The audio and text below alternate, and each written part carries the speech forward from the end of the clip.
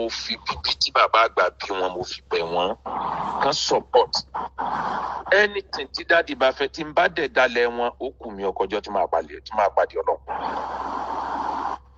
Mo need the support dáàdi 100%. Ẹni tó bá ní owó òwúrò déédéé lè tó máa fi kaná ló mú dání ni o. Lẹ́nu ìgbà tá a bẹ̀rẹ̀ ọ̀rọ̀ Saheed yìí lọ́rọ̀ National Commission come in. Torí pé dáàdi bíbí pé mi gbọ́rọ̀ sáwọn lẹ́nu wọn bá mi jára mọ́. Mo lè ka nǹkan 5 bẹ́yìn yẹn tí mo ti gbé síwájú wọn, including radio station, including ilé kéwú tá a sọ ní Àwa Ibrahim, àti many things like that. Kò sí nǹkan tí Saheed fẹ́ ṣe nínú ayé mi. Saheed Òṣùpá náà bá mi sọ̀rọ̀ lórí ẹ̀ lánàá. Mo dẹ̀ sọ fún Saheed Òṣùpá pé bàbá tó bí mi ti pàṣẹ.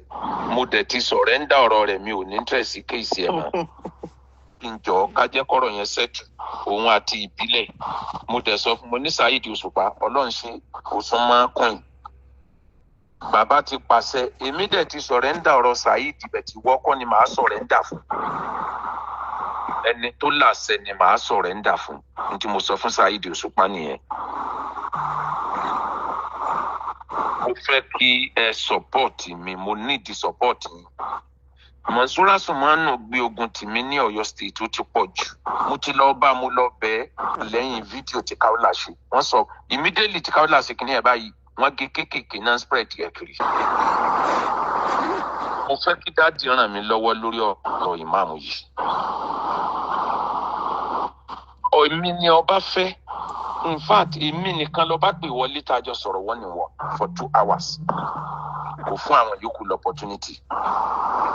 Kò sí nǹkan tán fẹ́ gbà níbi ìmáàmù Ọ̀yọ́. Kò sóde tán lè lọ tán lè pa 1 million.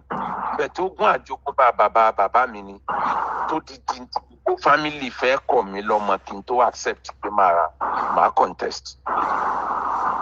Èmi gangan ni mo ń jẹ́ akéwùgbẹ́rú. Àwọn yòókù wọ́n ń ya orúkọ yẹn jẹ ni.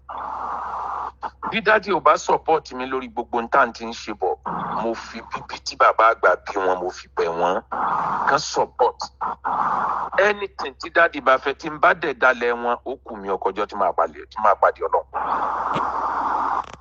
Mo need the support dáàdi 100%. Ẹni tó bá ní owó òwúrò déédéé lè tó máa fi kaná ló mú dání ni o. Ó ti dìjà pẹ̀lú àwọn ìyàwó mi náà láti àná lọ kí ọ̀kan lọ́mọ kó máa ṣe díẹ̀. Mi ìbájà o bet mi ìfẹ́ any discussion lórí ọ̀rọ̀ mi mọ́.